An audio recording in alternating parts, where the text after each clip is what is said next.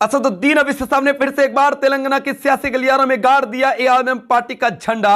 AIMIM party का झंडा गाड़ते ही पूरे भारत की सियासी गलियारों में एआईएमआईएम पार्टी के इस बड़ी जीत को देखकर मचने लगी है खलबली। जी हां दोस्तों, आपको बताता चलूं, आज तेलंगाना विधानसभा चुनाव 2023 के रिजल्ट जारी किए गए और फाइनली असदुद्दीन अवीसी साहब ने फिर से एक बार कहने की मजिस के परचम को तेलंगाना की सियासी गलियारों में गाड़ दिया है और फिर से एक बार अपने 7 सीटों में प्रचंड जीत हासिल कर ली है। दोस्तों, आपको बताता चलूं, पिछले दफे भी असदुद्दीन अवीसी साहब ने 7 विधानसभा सीटों पर तेलंगाना की सियासी गलियारों में कामयाबी हासिल की थी और फिर से एक बार असदुद्दीन अवीसी साहब ने तेलंगाना विधानसभा चुनाव 2023 में यानी दूसरी दफे 7 विधानसभा सीटों पर कहीं की प्रचंड जीत हासिल कर ली है।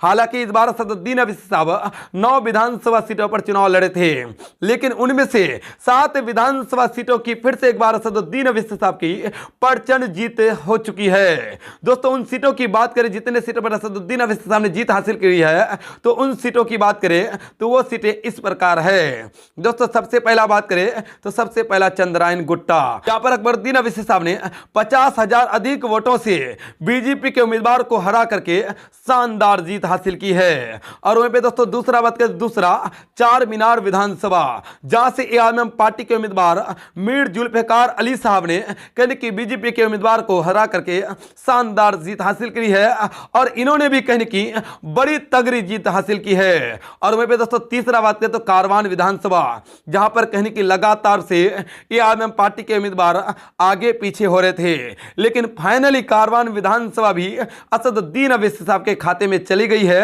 यहां पर एआईएमआईएम पार्टी के उम्मीदवार कौसर मोहिद्दीन साहब की शानदार जीत एक बार फिर से यानी दूसरी दफे शानदार जीत हो चुकी है। और वहीं पे दोस्तों चौथा बात करें तो चौथा मलकपेट विधानसभा, जहां से एआईएमआईएम पार्टी के उम्मीदवार अहमद बिन अब्दुल्ला साहब ने शानदार जीत हासिल की है। और वहीं पे दोस्तों पांचवा बात करें तो पांचवा नामपल्ली विधानसभा, जहां से एआईएमआईएम पार्टी के तीसरे बड़े शेर जनाब माजिद हुसैन साहब ने बड़ी शानदार जीत हासिल की है और इन्होंने 3000 वोटों से बीजेपी के उम्मीदवार को हरा करके शानदार जीत हासिल की है।